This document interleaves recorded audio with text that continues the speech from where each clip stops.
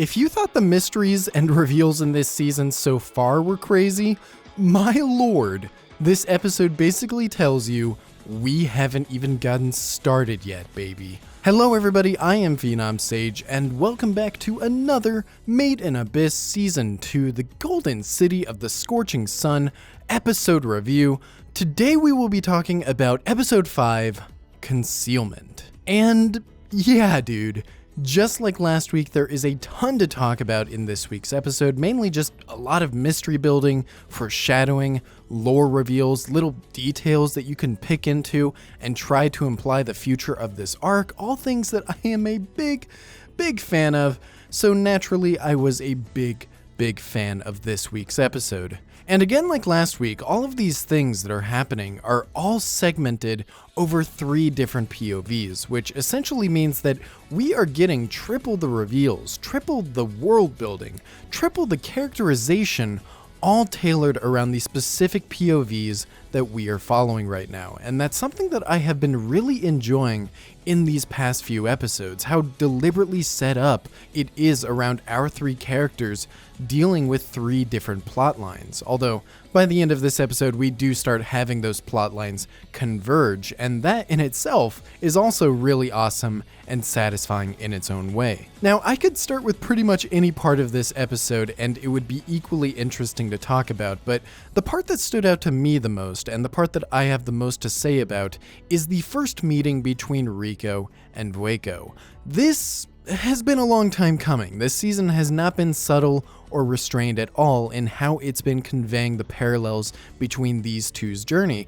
And in this meeting, we finally see where she's been at, what happened to her, and learn a bit more about the situation surrounding why she's here and what happened to the village. And this is where we get back into a lot more speculative and theory crafting shenanigans, because while we did learn key details that clue us in on certain things, it still leaves a lot to be discovered, and it ironically raises even more questions. The big thing that's alluded to in this conversation is the creation of this hollow village itself, because other than the inhabitants and the structures within the village, you would kind of just assume that this structure and this location has just been here the entire time, and they just happen to settle in and make their home here. However, the way that Vueko describes it makes it seem almost like this entire structure was created at some point in the past, and that she had a part in its creation, and that its creation was something really traumatic and horrific for everyone involved. We don't see much, but what we do see is what appears to be Faputa screaming out in pain or rage, and Vueko being taken and restrained by these black goo balancing blobs. Just the tiniest bit of imagery that really makes you wonder what the hell happened back then that led to this village and the situation of everybody in it, but not enough to, actually figure it out. It also seems to be the cause and the reason for why Vueko wasn't turned into a hollow of her desires like everyone else was. Last week, I talked about how the reason for that might have been that she didn't really have any desires of her own the way that everyone else in the village did. I mean, when you look at her back in this flashback, she didn't appear to have any ambitions or greed the way that the other members did. However, in this episode, she herself says that she was also blinded by greed and also wanted to become more than just a human. What that means, what the details of that were, why she was opposed to the village creation when everybody else wasn't, all of those details surrounding this backstory, they are all things that we will probably have to wait until later in the season to find out. But there's definitely a lot of interesting seeds being planted right now, and I am so excited to see where they go. On the topic of the village then, one thing that's been pretty consistently implied or hinted at is the fact that this village is some kind of living entity that enables the ability to balance and read into the souls of those who enter it. And that's only been further proven this episode when Vueko talks about the creation of the village and compares it to a closed cradle that you cannot escape from. I assume because of the temptation that it offers you to transform and become your desires. This is also represented by the language of the village people that Rico starts learning in this episode, where they literally have mother included in the meaning of the name for this village. I mean, it doesn't get more blatant than that.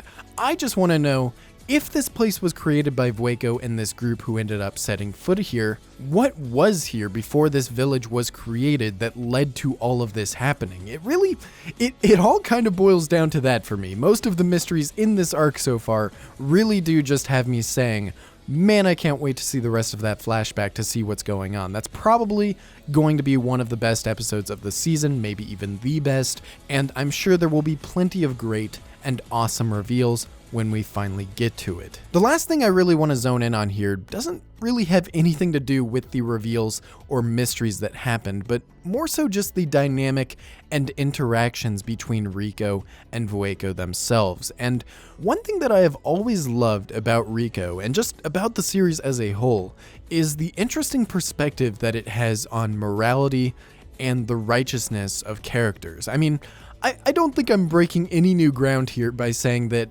Made in Abyss has a lot of messed up characters, and not just the characters you're thinking of like Bondrewd or Ozen, but a lot of the supporting characters that we've met so far. The Society of Orth itself. I mean, we're talking about a city that has an orphanage that sends children out into the abyss to collect relics for profit. And on that same page, even parts of Nanachi and Riko in our main trio itself have these aspects to them. They all have this aspect, this interesting perspective to them that really fall out of the usual standards that land with morally good main protagonists. Not Reg though, Reg is about as pure as you get, but basically what I'm saying, what I'm getting at here, is in this conversation Vueko asks Riko to release her from this blobby prison and she will help her find one of her friends that she managed to locate. And in response, Riko has the more natural reaction of saying, should I be doing that? Are you a bad person? Are you going to hurt me if I release you from this place?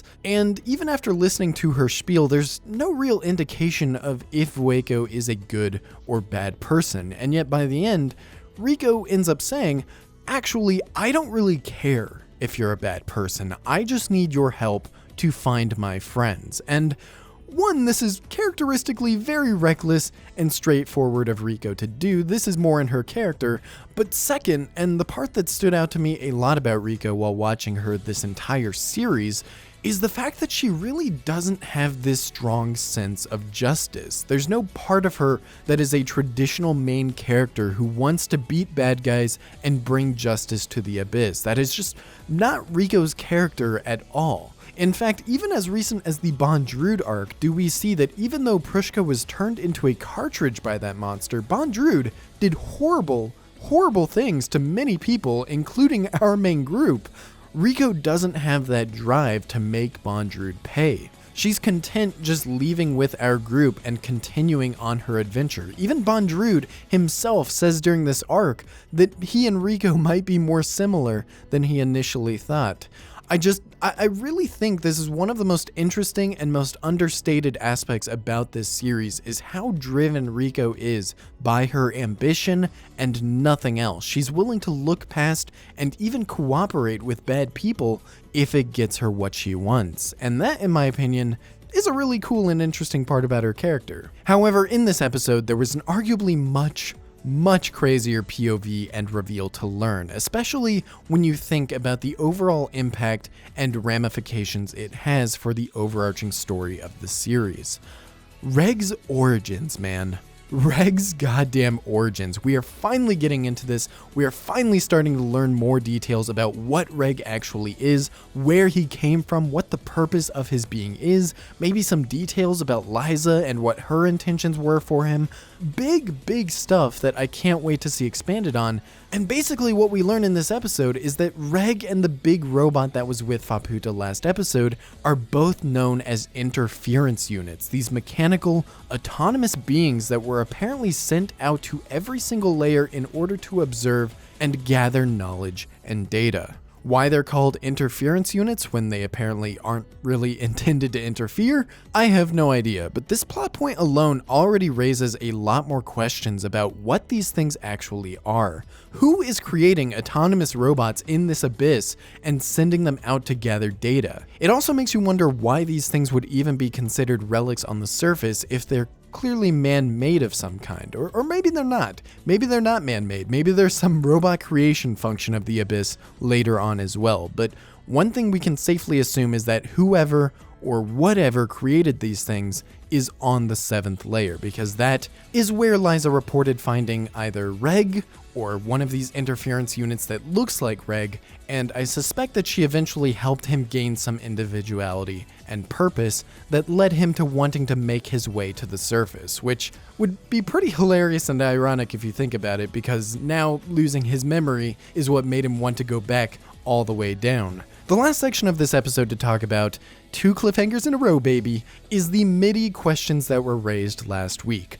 Didn't we kill this thing? Why is it back? What is Nanachi going to do now that she has a second chance? I mean, it really did take everything out of her to ask Reg to kill MIDI last time. I doubt that she's going to want to do it again.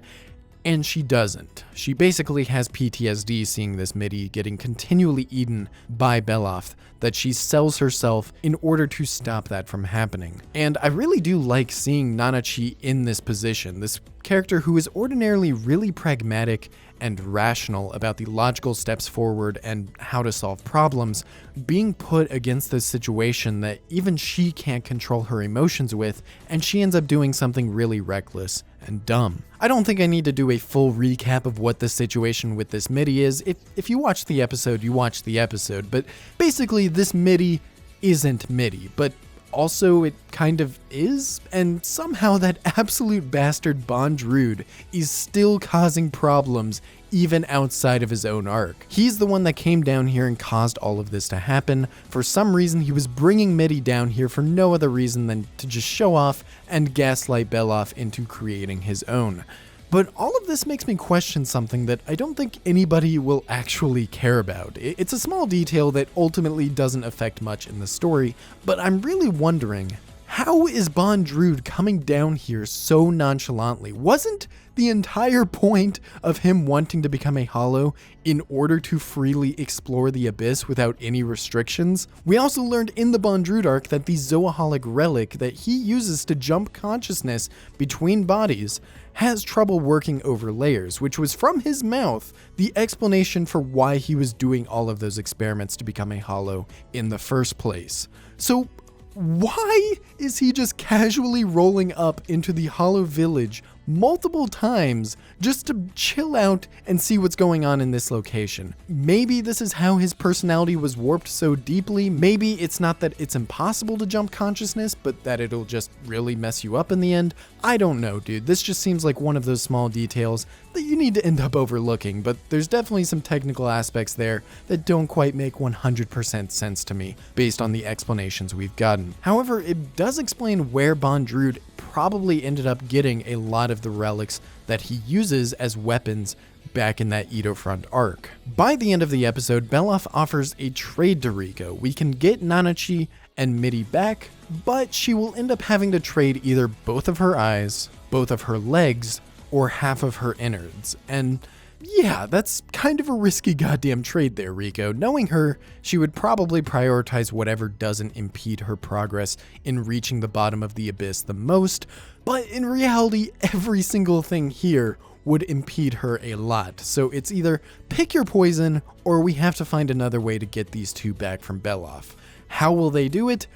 I don't know. Why don't you let me know in the comments below, and let me know what you guys thought about this episode overall. Again, for me, another great episode. This season has been absolutely fantastic. Shout out to Kevin Penkin once again for this week's episode, by the way. I know I've been inconsistent in both praising and criticizing the man this season, but this week's episode, great new tracks, great use of the soundtrack, just overall really good stuff, especially in the scenes where Vueko and Riko meet, and the final scene with Riko and Belaf. That's been all from me. Join the Discord server in the description below to chat with me or others about Made in Abyss, or other anime, or anything you could possibly think of.